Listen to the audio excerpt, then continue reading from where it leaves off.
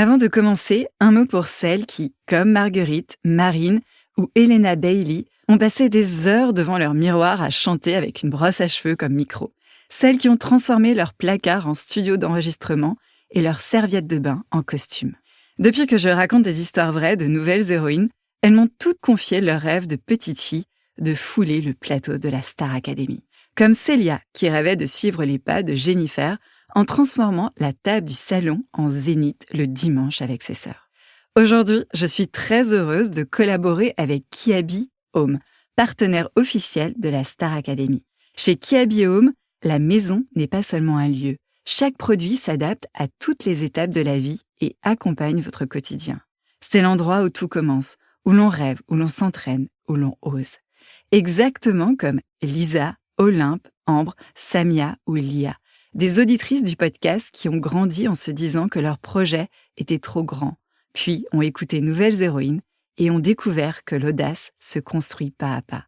Ce partenariat célèbre toutes celles qui chantent entre deux coussins, qui imaginent leur futur sur le lit des parents, qui testent leurs idées et répètent encore et encore. Kiabi Home croit en ces moments simples qui donnent confiance et transforment un rêve en premier pas. Alors à toutes les nouvelles héroïnes qui nous écoutent, continuez à oser, continuez de créer, continuez de croire que votre chambre ou la table du salon peut être votre première scène. Place à l'histoire du jour et comme dirait Nikos, place au pestacle. Merci à Kiabi Home, notre sponsor du mois. Nouvelles héroïnes. Quelle était ton expérience en étant l'une des seules danseuses noires pendant ton enfance et ta carrière? Nouvelles héroïnes. Et quand tu es la première femme noire, tu dois tout construire. À quel moment tu t'es dit que tu voulais devenir danseuse professionnelle? Nouvelles héroïnes. Nouvelles héroïnes. Ce que je dis toujours, c'est que si tu as un rêve, et quel qu'il soit, il faut vraiment que tu fasses tout pour le réaliser, même si parfois ton entourage ne va pas forcément te soutenir. Nouvelles héroïnes. Elle a 13 ans, elle est en 4e, elle vit à Paris et danse plusieurs heures par semaine entre le conservatoire du 11e et l'Institut Stanlova. Elle rêve du ABT de New York, du Royal Ballet de Londres. Elle rêve surtout de trouver sa place dans un monde exigeant, beau, mais parfois fermé à ceux qui ne rentrent pas dans les cases. Et aujourd'hui, elle rencontre l'une de ses modèles, une danseuse qui lui montre que c'est possible, Chloé Lopez Gomez, une femme qui a ouvert la voie. Pour Anaïra, c'est plus qu'une rencontre, c'est une conversation avec son futur possible. Bienvenue dans le monde surprenant des nouvelles héroïnes.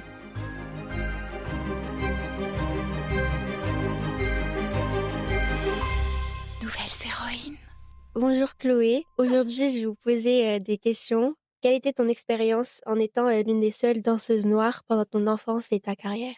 Alors, mon expérience en étant l'une des seules danseuses noires, étant plus jeune, je me suis jamais vraiment rendu compte de ma couleur de peau parce que j'ai grandi dans le sud de la France et à aucun moment on m'a fait ressentir que ma couleur de peau, ça pouvait être un problème quand j'étais à Nice et à Marseille, sauf dans ma propre famille. Moi, je suis d'origine capverdienne et algérienne et mon père, il est d'origine capverdienne. Il a grandi au Cap-Vert et pour lui, la réussite, ça passait notamment par les études et pour lui, la danse classique, c'était un art qui avait été construit pour les personnes blanches. Donc, il se disait que si je poursuivais dans cette carrière, certainement que je vivrais à un moment donné le racisme. Voilà, donc le racisme, c'est quelque chose que j'ai pas vécu quand j'étais jeune. Quand je suis passée professionnelle, oui, j'ai vécu une expérience assez difficile au ballet de Berlin. Et quand tu es la première femme noire, même si je me considère comme une femme noire, je suis quand même métisse. Donc, je pense que quand tu es métisse, tu as d'autres combats. Tu dois tout construire. Et ça, c'est pas toujours facile d'être la première dans un domaine. Mais en même temps, quand tu montres le chemin, quand tu construis tout, tu te dis que pour les nouvelles générations, ça sera beaucoup plus facile. Quand as-tu commencé à porter des pointes et des collants dans les mêmes teintes de ta couleur de peau? Est-ce que c'était problématique dans tes écoles de danse? Alors, en fait, moi, j'ai jamais porté des collants de ma couleur de peau parce que quand j'ai commencé la danse classique, ça existait absolument pas. Mhm. Ce n'est que récemment que les marques comme Fried, je sais même pas si Repetto font ça actuellement, mais en tout cas Fried et Bloch ont commencé à proposer des pointes et des couleurs adaptées pour les personnes de couleur. La question ne se posait même pas pour moi, j'avais pas ce choix. Et quand ces marques ont commencé à proposer les différentes gammes, j'étais vraiment habituée à mes pointes roses et mes collants roses. D'ailleurs, dans le lac des Cygnes, tu vois, tu portes encore aujourd'hui des pointes roses et des collants roses, que tu sois asiatique, blanche, pour justement avoir une certaine uniformité dans le groupe. Et c'est dans les pièces plutôt contemporaines, néoclassiques, où tu peux porter des collants nus, des pointes de ta couleur de peau. Donc moi, ce que je faisais dans les pièces contemporaines, je mettais pas de collant. Je mettais pas de collant, j'avais les jambes à l'air. Et par contre, je colorais mes pointes avec du pancake, de la poudre que tu mélanges avec de l'eau de ma couleur de peau, pour qu'il y ait une certaine cohérence entre ma jambe et ma pointe. Mhm. Mais c'est juste dans les pièces contemporaines.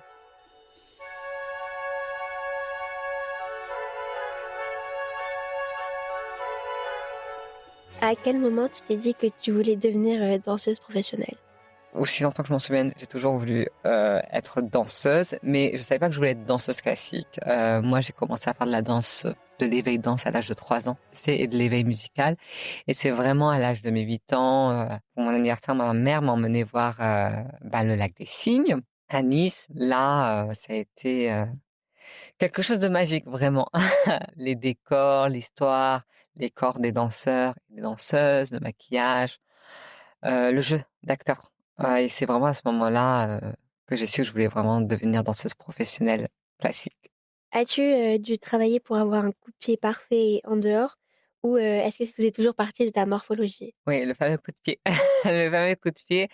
Alors, j'ai beaucoup travaillé, j'ai cassé mes pieds. Maintenant, aujourd'hui, il y a des machines où tu peux mettre ton pied dedans et tu le forces. Moi, je l'ai cassé sous les chauffages, tu sais.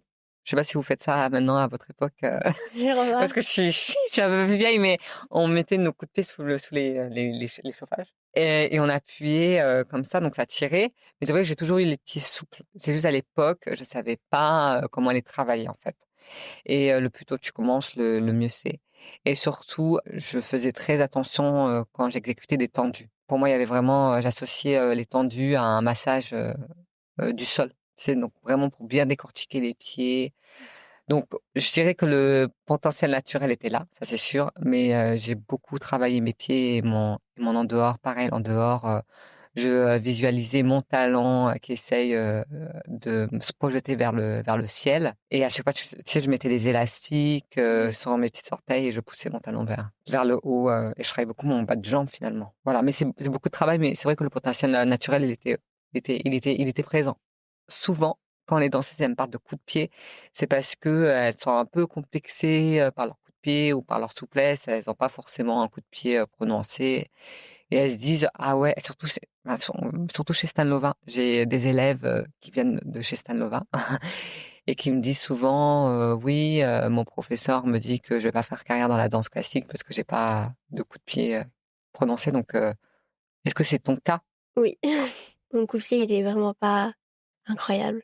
Il est pas Mais incroyable. et aussi, bah, je sais que c'est morphologique. Enfin, souvent, c'est tu né avec soit un bon coup de pied, soit un mauvais coup de pied. Mais après, je pense que ça peut se travailler. Ça peut se travailler un petit peu, mais je pense pas que ça peut vraiment changer. Radicalement. Oui, radicalement. Mais tu sais, tu te trompes. Ça dépend vraiment comment tu le travailles. Ça dépend aussi de ton âge. À partir de quel âge tu l'as travaillé. Effectivement, le plus tôt tu commences, le meilleur tu deviens. Mais il y a plein de danseuses. Je peux t'en citer vraiment plein qui n'avaient pas de grands coups de pied, qui ont fait des grandes carrières. Regarde Aurélie Dupont, elle a pas des pieds incroyables.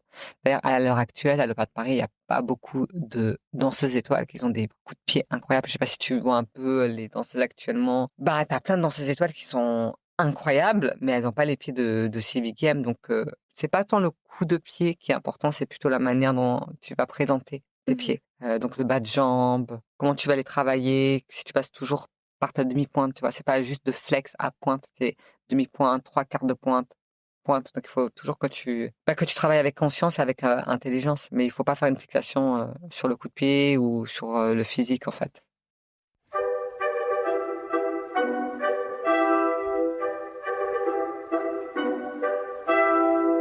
Que dirais-tu à des jeunes danseuses noires qui rêvent de devenir pro?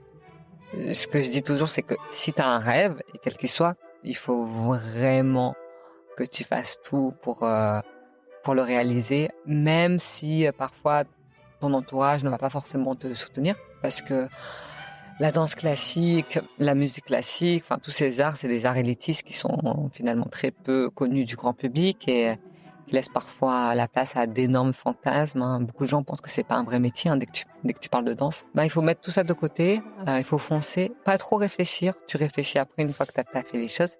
Et je pense aussi qu'il n'y a pas de métier interdit tel qu'il soit. Et surtout la vie est trop courte, donc faut la vivre à fond, hein, pour pas avoir de regrets. C'est ce que je dirais. Merci beaucoup d'avoir répondu à mes questions. Merci pour toutes tes questions.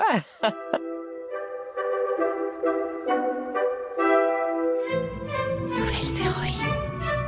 Et sinon, t'as commencé à danser à quel âge? 6 ans, je crois. 6 ans. Du coup, éveil, Et bien, danse. c'est pas trop de la danse. Et après, j'ai fait, je crois, 2 ans au Marais. Danse du Marais. Oui, dans le centre du Marais. Et après, je suis venue au conservatoire. Et j'ai commencé Stanova. Stanova. Et ça te vient chez Stanova. Ouais, j'aime beaucoup. Ouais. Et du coup, t'as envie d'en faire ton métier, j'imagine. Ou Je voudrais, mais je pense... Bon. à cause de ton coup de pied, c'est ça? Non, mais je sais pas. Mais je voudrais, mais après, c'est très dur dans la danse et tout. Et je voudrais beaucoup... ce serait mon rêve d'être dans l'école de danse de Stanova. Après, eux, ils recherchent surtout du coup, en dehors parfait, coup de pied parfait, tous les grands écarts. C'est surtout sur le physique ce qu'ils recherchent. Parce que là, tu vas dans l'école, tu prends des cours à la carte, c'est ça, chez Stanova? Oui. Mais peut-être je ferais... en mars, c'est ils font Les c'est- auditions. Voilà. Donc peut-être j'en ferai une juste pour voir c'est comment. Il faut même pas que tu penses déjà à l'échec. Essaye, après tu verras. Et puis, mais après, la danse, c'est difficile, certes. Le milieu, il est exigeant, ça vaut le coup. Si vraiment c'est ce que tu veux faire, ça vaut le coup. Et même si il faut que tu saches aussi que le classique, c'est la base de tout. Par contre, plus tard, tu peux vraiment bifurquer sur le contemporain, le jazz, le commercial.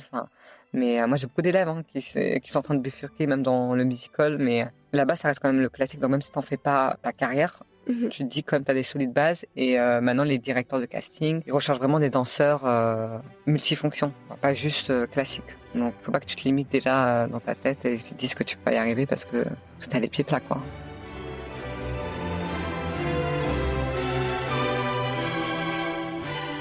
Nouvelles héroïnes. Nouvelles héroïnes. Nouvelles héroïnes. Nouvelles héroïnes. Nouvelles héroïnes.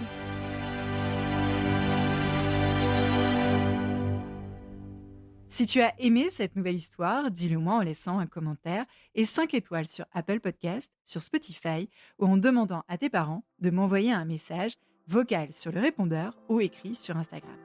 Et avant de te laisser retourner à tes occupations ou rêver encore plus grand, Nouvelles héroïnes est aussi disponible en livre. Tu peux le retrouver chez ton libraire préféré ou en ligne. Je mets tous les liens dans la description de l'épisode. Ton soutien est tellement précieux pour continuer de raconter ces histoires à encore plus de filles et de garçons.